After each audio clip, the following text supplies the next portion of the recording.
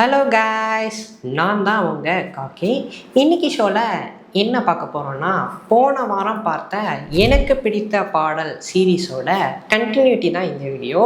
இன்றைக்கி நாம் பார்க்க போகிற பாட்டு என்னென்னா, இளையராஜா அவர்களோட இசையில் மித்தாலி பானர்ஜி அவர்களோட குரலில் வாலி அவர்களோட வரியில் வெளிவந்த யமுனை ஆற்றிலே பாடலை பற்றி தான் இந்த வீடியோவில் டிஸ்கஸ் பண்ண போகிறோம்.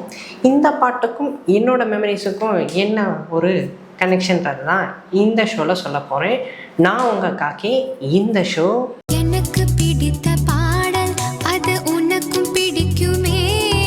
ஸ்கூல் டேஸ் அப்படின்றது எல்லாருக்கும் ஒரு நொஸ்டாலஜிக் பீரியட்.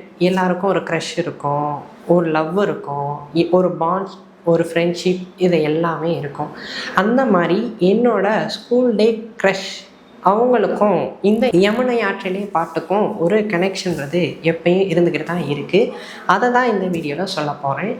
என்னோடய ஸ்கூல் டேஸ் டைமில் தான் 96 மூவி வெளிவந்த டைம் பீரியட் அது. அதில் வர மாதிரியே நம்மளும் ட்ராவலர் ஆகும், அதுக்கப்புறம் ஊரெல்லாம் சுற்றணும், ஃபோட்டோகிராஃபி பண்ணணும்னு சொல்லி கிரிஞ்சு பண்ண காலங்கள்லாம் அந்த டயத்தில் தான் பண்ணிக்கிட்டு இருந்தேன். 12th எண்டிங் வந்துச்சு. அப்போ தான் அந்த ஒவ்வொரு ஸ்கூல்லேயும் அந்த கலை திருவிழா கான்செப்டுன்றது வந்துச்சு. அதில் காம்படிஷன்ஸ்லாம் நிறையா வச்சுக்கிட்டு இருந்த டைம். அதில் சிங்கிங், டான்ஸிங், ட்ராமான்னு சொல்லி நிறையா காம்படிஷன். அதில் சிங்கிங்லேயும் ட்ராமாலேயும் எங்கள் பாய்ஸ் டீம் ஒரு பேர் கொடுத்துட்டோம்.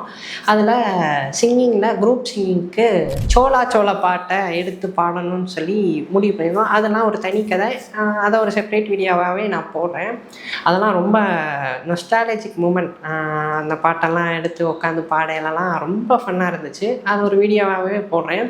அப்போ கேர்ள்ஸ் தனி குரூப் சிங்கிங்கும் பண்ணாங்க, சோலோ சிங்கிங்கும் பண்ணாங்க. அப்போ என்னோட க்ரஷ் அவங்க சோலோ சிங்கிங் பண்ணுறதா ஒரு முடிவெடுத்திருந்தாங்க. அவங்களுக்கு யுகேலிலி அந்த இன்ஸ்ட்ருமெண்ட் பேரே என் வாயில் வரல. அந்த இன்ஸ்ட்ருமெண்ட் ரொம்ப சூப்பராக வாசிப்பாங்க. அவங்க பாட்டும் சூப்பராக பாடுவாங்க. ஒரு பக்கம் மியூசிக்னா, இன்னொரு பக்கம் சிங்கிங், ரெண்டுலேயுமே டேலண்டான ஒரு பர்சன். அவங்க பாட்டு பாடுறதா முடிவெடுத்திருந்தாங்க. நாங்கள் பாய்ஸ் ஃபுல்லாமே குரூப் சிங்கிங்னால ப்ராக்டிஸ்லாம் முடிச்சுட்டு மேலே வீராப்பாக தெரிஞ்சுக்கிட்டு இருந்தோம், எப்படியும் படிச்சிருவோமே அப்படின்னு சொல்லி. அப்போ லைப்ரரிக்கு வெளியில் ஒரு சேர் போட்டு உட்காந்து யுகேலியை ப்ளே பண்ணிக்கிட்டு ப்ராக்டிஸ் பண்ணிக்கிட்டு இருந்தாங்க. அவங்க பாடுறதா இருந்தது கடவுள் தந்த அழகிய வாழ்வு, நாமத்துக்குமார் அவர்களோட பாடல் தான் அது. அப்போ இருந்தே நாமத்துக்குமாருக்கும் எனக்கும் உண்டான கனெக்ஷன்றது தொடர்ந்து இருந்துக்கிட்டு தான் இருக்குது. அதனால தான் வேடிக்கை பார்ப்போம் புக்குன்ற ஒரு சீரீஸையே ஆரம்பித்தேன். ஸோ அப்படி போய்கிட்டு இருந்துச்சு. அந்த பாட்டை தான் பாடத்தான் இருந்தாங்க. ஃபஸ்ட்டு அந்த பாட்டை அவங்க சொல்லலை, இந்த பாட்டை தான் பாட போகிறேன்றது. நானே ஸ்டேஜில் பாடையில் தான் திடீர்னு பார்த்தா பார்த்தேன். அப்போ என்ன பாட்டு பாடுறேன்றதை சொல்லலை, ஸ்டேஜில் பாரு அப்படின்னு சொல்லிட்டாங்க.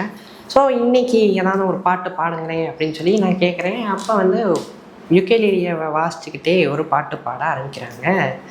அந்த பாட்டு என்னென்னா அன்எக்ஸ்பெக்டட்னு சொல்லலாம். யமுனை ஆற்றிலே பாட்டை திடீர்னு பார்த்தா பாடுறாங்க. எனக்கு ஒரே சந்தோஷம் அப்படின்னு சொல்லி ரஜினி மோடுக்கெல்லாம் போயிட்டு மனசுக்குள்ளே பட்டாம்பூச்சி பறக்குது. ஒரு உணர்வு ரீதியான சந்தோஷம். இவ்வளோ நாள் நம்ம கேட்ட ஒரு பாடல், நம்மளோட க்ரஷ் அந்த பாட்டை பாடையில் திடீர் அன்எக்ஸ்பெக்டடாக பாடையில் அந்த 96 ராமோடைய அந்த டோனிக்கே போயிட்டேன். அப்போ பாடிக்கிட்டே ஒரு பார்வை பார்த்தாங்களே, அவ்வளோதான் உளுந்துட்டேன்ற மாதிரி அந்த பார்வைன்றது இருந்துச்சு. ஒரு குட்டி ஏஞ்சல் அந்த பாட்டை படித்த மாதிரி அந்த ஈவெண்ட்டுன்றது இருந்துச்சு. அப்படியே ஓகே சூப்பர். அன்னைக்கு காம்படிஷன் நடந்து முடிஞ்சிருச்சு. அவங்களும் பாட்டு பாடினாங்க, நாங்களும் பாட்டு பாடி ஏதோ கோளாராக பாடி முடிச்சிட்டோம். அப்படியே போச்சு. 12th எண்டிங் வருது. எக்ஸாம், அதாவது பப்ளிக் எக்ஸாம் நடந்துக்கிட்டு இருக்கு. அதுக்கப்புறம் ப்ராக்டிக்கல் எக்ஸாம் நடந்துக்கிட்டு இருந்துச்சு. ப்ராக்டிக்கல் எக்ஸாமோட கடைசி நாள் ஃபேர்வெல். எல்லோரும் உட்காந்து ஐஸ்கிரீம் சாப்பிட்டு போவோம் அப்படின்னு சொல்லி ஒரு முடிவெடுத்திருந்தோம். அப்போ அவங்க உட்காந்துருந்தாங்க, பேடலெல்லாம் பேர் எழுதி கொடுத்து அந்த மாதிரி ஈவெண்ட்லாம் நடந்துகிட்டு இருந்துச்சு. அப்போ போகையில் யமுனை ஆற்றிலே பாட்டை ஒரு நாள் பாடி எனக்கு அனுப்புங்க, இல்லை பாட்டை நேரில் உட்காந்து பாடுங்கன்னொடனே அதெல்லாம் பாட முடியாதுன்னு சொல்லி இப்படிக்கும் பண்ணாங்க. அந்த படத்தில் வர மாதிரியே நான் இப்படியெல்லாம் கேட்டுக்கிட்டு இருக்கேன். யமுனை ஆற்றிலே பாடுங்கன்ட்டு ஒன்றுக்கும் இல்லை, அதெல்லாம் பாட முடியாது, நானாக தோணுச்சுன்னா தான் பாடுவேன்னு சொன்னோடனே ஓகேன்னு சொல்லி விட்டாச்சு. அதுக்கப்புறம் நாட்கள் ஓடுது. அவங்க காலேஜ் போயிட்டாங்க, நான் வேறு காலேஜ், அவங்க வேறு காலேஜ். ஸோ தனித்தனியாக போயாச்சு. அதுக்கப்புறம் ஒரு நாள் என்னோட பிறந்த நாள் வருது, விஷஸ் பண்ணாங்க. அதுக்கப்புறம் அந்த பாட்டை பாடி அனுப்பிச்சிருந்தாங்க, யமுனை ஆற்றிலே பாட்டை.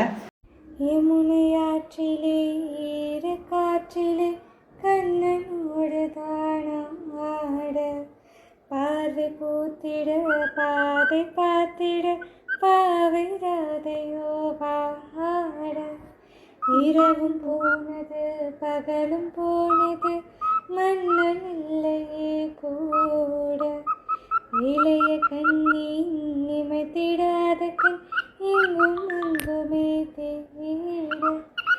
ஆயப்பாடில் கண்ணன் இல்லையோ, ஆசை வைப்பதே என்று தொல்லையோ.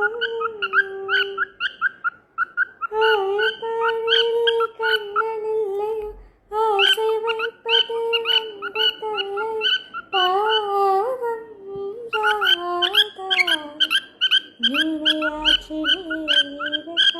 அது ஒரு அன்எக்ஸ்பெக்டட் ஈவெண்ட். திடீர்னு பார்த்தா நம்மளுக்கு ஒரு சந்தோஷமான ஒரு விஷயம் தான் எப்படி இருக்கும், அந்த மாதிரி அந்த ஈவெண்ட் இருந்துச்சு. 3வது ஒரு ஈவெண்ட், அதாவது ரீசன்ட் போன வருஷம் அவங்களுக்கு ஆக்சிடெண்ட் ஆயிடுச்சு. அதில் கையில் வந்து ஃப்ராக்சர் ஆனதுனால கையில் கட்டுப்பட்டு வீட்டில் இருந்த டைம், அது கொஞ்சம் ரெக்கவரியான டைம் அது. அப்போ மதுரையில் மழை இருந்ததுனால அன்றைக்கி லீவ், எனக்கும் அவங்களுக்கும் லீவு போல். அப்போ திடீர்னு அன்எக்ஸ்பெக்டடாக பாட்டு பாடி அனுப்புனாங்க. என்ன பாட்டுன்னா யமுனை ஆற்றிலே 3வது முறை. அதுவும் ஒரு நல்ல ஒரு, அதாவது அந்த பாட்டுன்றதே மைல்டான ஒரு மியூசிக் தான். இளையராஜா அவங்க வந்து போட்டதே ஒரு மைல்டான ஒரு மியூசிக்கை தான் போட்டிருப்பாரு. இதை ஒரு மழை பீரியடில் அந்த பாட்டை அவங்க பாடி அனுப்பல, அது ஒரு மனசுக்குள்ளே என்ன சொல்கிறது, அந்த வார்த்தையில் சொல்ல முடியாது, அவ்வளோ நல்லா இருந்துச்சு அந்த பாட்டை.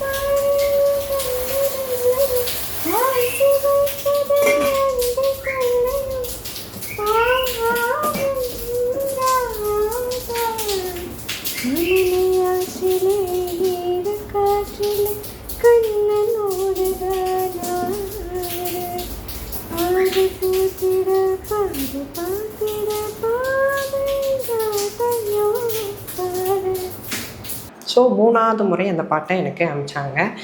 இப்போ அவங்களுக்கு ரீசண்டாக தான் மேரேஜ் ஆச்சு அவங்களுக்கு. ஸோ இதுக்கப்புறம் அவங்ககிட்ட அந்த பாட்டெல்லாம் கேட்க முடியாது. ஆனால் அவங்க திருப்பி என்ன தான் பாடினாலும் அந்த முதல் முறை அவங்க அன்எக்ஸ்பெக்டடாக அந்த யுகேலியை வாசிச்சுக்கிட்டு பாடையில் இருந்த அந்த மூமெண்ட்டுன்றது திருப்பி நம்ம வாழ்க்கையில் கிடைக்காத ஒரு மூமெண்ட்டாக தான் இருக்குது. ஸோ அந்த மூமெண்ட்டுன்றது என்னோடய மனசில் ஒரு ஆழமாக பதிஞ்சிருக்குன்றது தான் நான் இதிலேருந்து எடுத்துக்கிறேன். ஸோ அவ்வளோதான் கைஸ் இந்த வீடியோ. இந்த மாதிரி உங்களுக்கும் ஒரு பாட்டுக்கு ஒரு கதை, ஒரு பிடித்தமான நபர்கள் என்பவர்கள் ஞாபகத்துக்கு கண்டிப்பாக வருவாங்க. அப்படியே இல்லைனாலும் ஒரு ஈவெண்ட் கண்டிப்பாக அந்த பாட்டோட பிணைஞ்சு இருந்திருக்கும். அந்த மாதிரி ஏதாவது ஒரு பாட்டு இருந்துச்சுன்னா இந்த வீடியோட கமெண்ட் செக்ஷனில் அதை மென்ஷன் பண்ணுங்கள், நானும் படித்து தெரிஞ்சுக்கிறேன். உங்களை அடுத்த வீடியோவில் வந்து சந்திக்கிறேன். பாய் பாய்.